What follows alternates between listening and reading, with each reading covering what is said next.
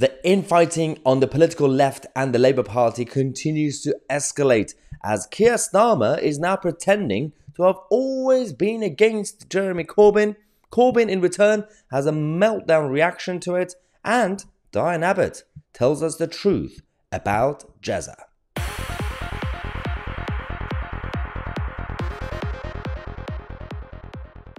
Okay, before we get excited at the end, I'm going to talk about Diane Abbott and her telling the truth about Jeremy. It's actually not going to be that surprising, but it clearly was a bit of a surprise for the mainstream people, the establishment, because it was never said.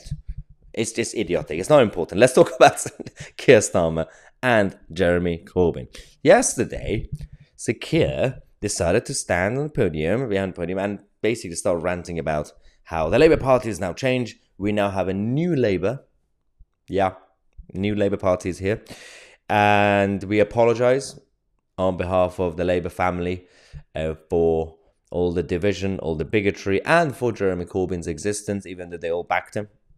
So this was Keir Starmer yesterday. And then we're going to do a bit of a flashback and remind people of who the real Keir Starmer is. Can you say categorically whether or not the former leader, Jeremy Corbyn, will stand for Labour at the next election? Let me be very clear about that. Jeremy Corbyn will not stand for Labour at the next general election as a Labour Party candidate. What I said about the party changing, I meant, and we are not going back. And that is why Jeremy Corbyn will not stand as a Labour candidate at the next general election. Okay, we get it. Improvement. Well done. I am so impressed, Keir, for doing your internal reforms and shake-up of the Labour Party, even though we all know that you still have a lot of nutters on the ground who are doing the bidding for the communists. Anyway, let's remind people of what used to be happening until literally a couple of years ago. This was Keir Starmer being 100% behind Jeremy Corbyn. 100% behind Jeremy Corbyn. You are now. I am working with Jeremy Corbyn to try to win the next general election.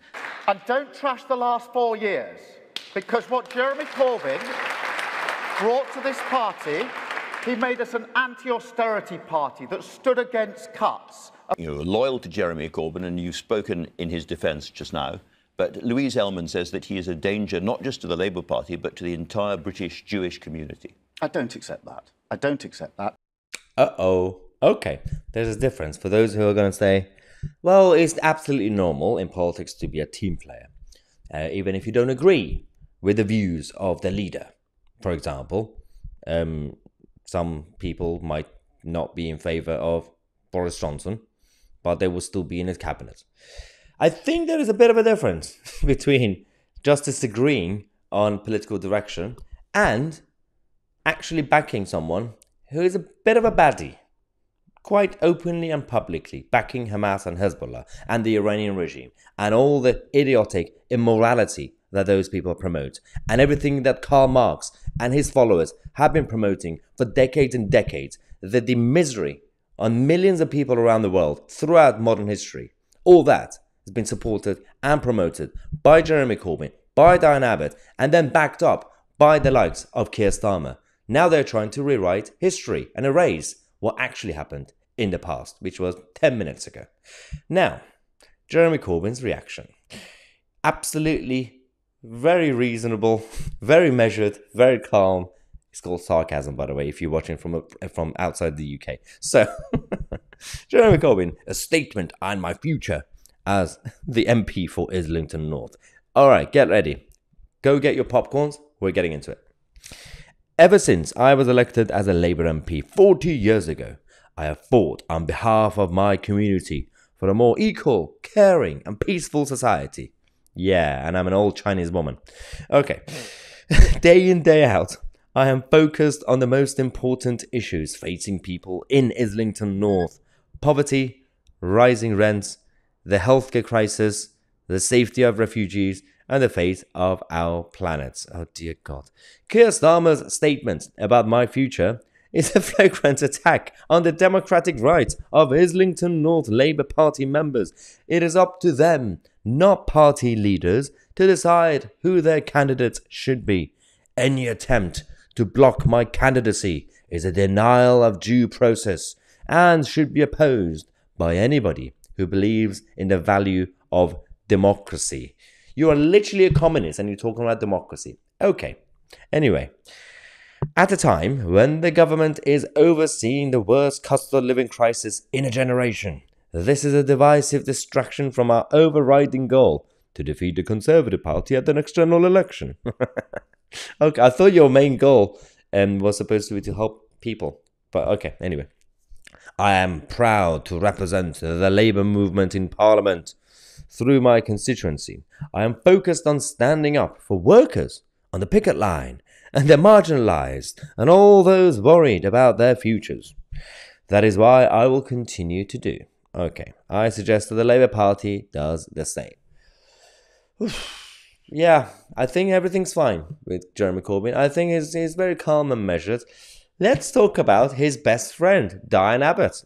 You ready for this? This is actually not really that surprising. It's only surprising because this is just how, unfortunately, politics and media works in this country. There's been so many things that we know is true. It just hasn't been said publicly recently, so people forget. It's people in the Westminster bubble areas. This was Diane Abbott talking to Lewis Goodall and that other people on this podcast, and talking about the relationship between Jeremy and Keir, and she talked about the difference. She said basically exactly the same. And I've been saying this for such a long time.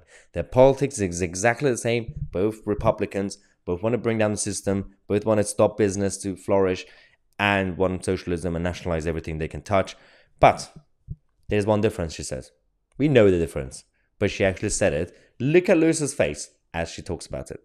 A perfectly friendly relationship. The only thing that they differed on was that Jeremy, in his heart of hearts, is a Brexiter, and Keir Starmer at that point was passionately pro-European. You think he was in his heart of hearts a Brexiter? Yeah, sure. I've known Jeremy a long time.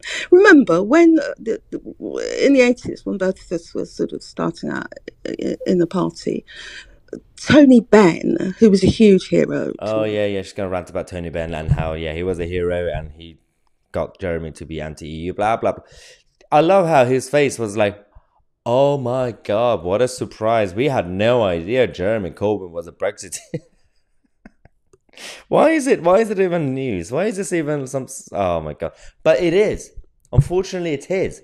Because Jeremy Corbyn has not been honest with anybody since 2016. He told people that he was a Remainer. He told people that he's against, the Brexit side. He voted for the European Union.